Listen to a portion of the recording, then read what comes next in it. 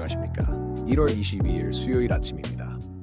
최근 며칠간 발표된 국제 뉴스와 기술 혁신 소식들이 시장에 새로운 활력을 불어넣고 있습니다.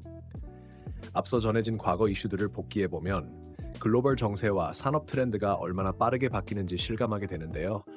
마치 거대한 축제가 펼쳐진 듯, 또 동시에 오케스트라의 여러 악기가 함께 울리는 듯, 감각적인 재즈 공연처럼 다채로운 흐름을 보여주고 있습니다.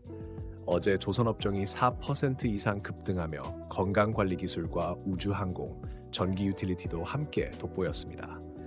반면 비철금속과 전기제품, 화학, 에너지 장비와 서비스는 다소 움츠러드는 모습을 보였는데요.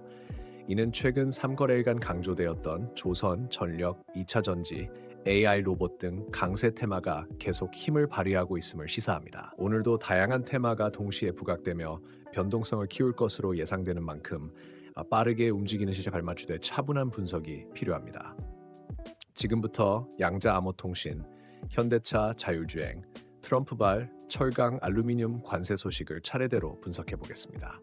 투자자 여러분께서는 각 섹터별 특성과 재무 상태를 꼼꼼히 살피며 단기 급등 종목은 리스크 관리에 유의하시길 바랍니다. 시장 흐름과 이슈를 예의주시하면서도 과도한 추격 매수는 피하되 거시적 변화에 맞춘 중장기 시나리오도 세워보시기 바랍니다. 정부가 양자암호통신 장비에 사상 첫 국가 보안 인증을 부여했다는 소식에 관련 업계가 크게 주목받고 있습니다. SK스퀘어 자회사 IDQ의 양자키 분배 장비가 보안 검증을 통과해 시장 신뢰도가 한층 높아졌고, 해킹을 원천 봉쇄할 수 있는 양자암호 기술은 향후 국가기관과 민간 기업에 빠르게 확산될 가능성이 큽니다. 특히 성장성이 높은 만큼 이미 SK텔레콤, KT 등 대기업도 잇따라 뛰어들고 있고, 정부가 세계 최초 인증 제도를 시행해 적극 지원하기 때문에 핵심 기술을 보유한 기업의 가치가 재평가될 전망입니다. 시장 분석에 따르면 2030년까지 규모가 크게 확대될 것으로 예상되어 안정적인 투자 기회를 모색하는 수요도 커지고 있습니다. 한국 첨단 소재는 양자 컴퓨터 관련 이슈에 발맞춰 단기 상승 동력이 강력하다는 평가입니다. 다만 실적 기반이 취약하다는 점이 부담으로 지적되므로 충분한 기술 개발 성과가 뒷받침되는지 확인해야 하겠습니다. 차트상 최근 거래량이 급증하며 투기적 수요가 유입될 여지가 있으니 변동성 관리가 관건입니다. KCS는 양자 암호와 사이버 보안 수요 확대로 중장기 성장 가능성이 높다는 분석이 나옵니다. 하지만 현재 밸류에이션이 다소 높게 형성되어 있어 단기 조정이 올 수 있다는 우려가 있으므로 분할 매수 관점이 유효해 보입니다. 정부 인증이나 특허 확보 이슈 등 새로운 모멘텀이 등장할 경우 다시 주가가 가속화될 수 있으니 꾸준히 모니터링하는 것이 좋겠습니다. 투자자들은 정부 정책과 연구개발 동향에 주목하며 기업의 매출 및 영업이익이 실제로 개선되는지 확인해야 합니다.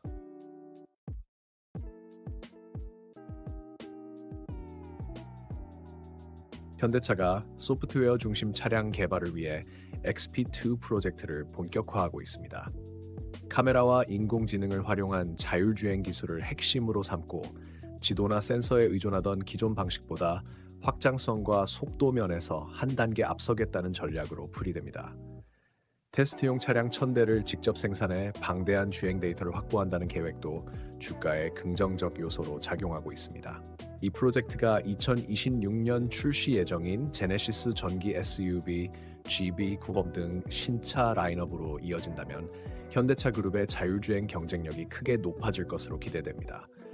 삼보모터스는 스마트 크루즈 컨트롤 등 자율주행 부품 분야에서 입지를 넓혀왔고 재무지표가 조금씩 개선 중이라는 점이 부각됩니다. 부채 비율이 높은 편이고 전환사채 부담도 존재하지만 시가총액 대비 저평가된 구간이라는 견해가 있어 중장기 투자 관점에서 관심이 쏠립니다. 단기 기술적으로는 일정 박스권을 돌파 시 상승 모멘텀이 강화될 수 있으니 가격 추이를 살펴봐야 합니다. 마음 AI는 인공지능 알고리즘 개발 노하우와 자율주행 소프트웨어 공개 소식을 바탕으로 주가가 빠르게 올랐습니다. 하지만 아직 본격적인 흑자 전환이 이루어지지 않아 향후 적자 폭이 얼마나 줄어들지가 핵심 이슈입니다. 추가 협업 파트너십 확대나 자율주행 플랫폼 적용 사례가 늘어난다면 실적 개선 기대가 커질 수 있습니다. 투자자들은 실적 발표에서 구체적인 성과 지표를 확인하고 변동성에 대비한 분산 투자를 고려할 필요가 있습니다.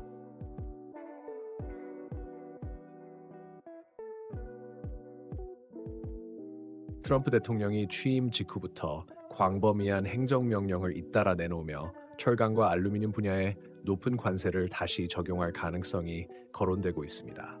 특히 캐나다, 멕시코산 제품에 고율 관세가 붙으면 무역 파트너 간 갈등이 재점화될 수 있어 시장 전체로 볼 때 불확실성이 커질 전망입니다. 단기적으로는 미국 내 철강 알루미늄 기업이 반사 이익을 볼 수 있겠지만 글로벌 교역 위축이 이어질 우려도 배제할 수 없습니다.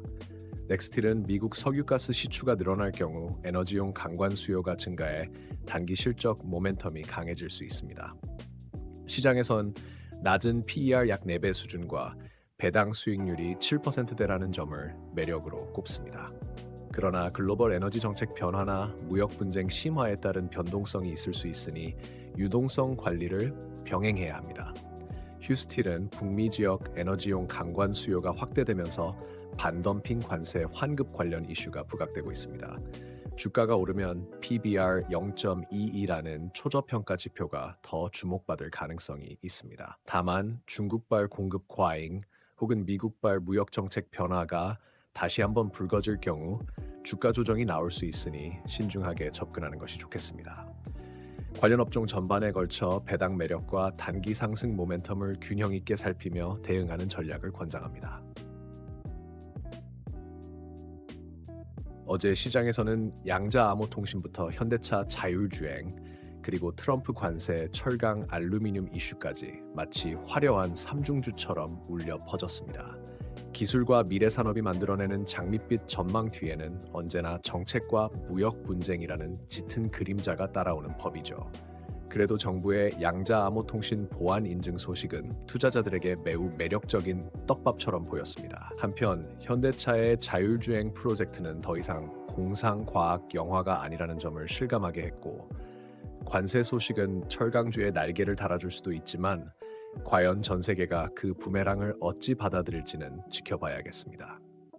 어제 종목별로는 조선과 건강관리기술이 돋보였고 비철금속과 전기제품은 약세를 면치 못하며 한 번의 상승이나 하락에 일희일비하기에는 이른 모습이었습니다. 결국 성공적인 투자를 위해서는 단기 테마에만 몰두하기보다 옆 실적과 재무 건전성을 꼼꼼히 확인하고 목표 기간을 설정한 뒤 차분히 대응해야 합니다. 벤저민 그레이엄도 주변의 소음에 휩쓸리지 말고 자신의 판단을 믿으라고 조언했으니까요. 오늘도 끝까지 함께해 주신 여러분께 진심으로 감사드립니다. 한층 더 알찬 인사이트로 가득한 다음 영상에서 뵙겠습니다. 흔들리는 시장에서도 자신의 원칙을 지키며 건강하고 성공적인 투자 이어가시길 바랍니다. 오늘 하루도 즐겁게 마무리하시길 바랍니다. 늘 말씀드리지만 주식은 마라톤이니 시야를 넓게 가져보시길 바랍니다.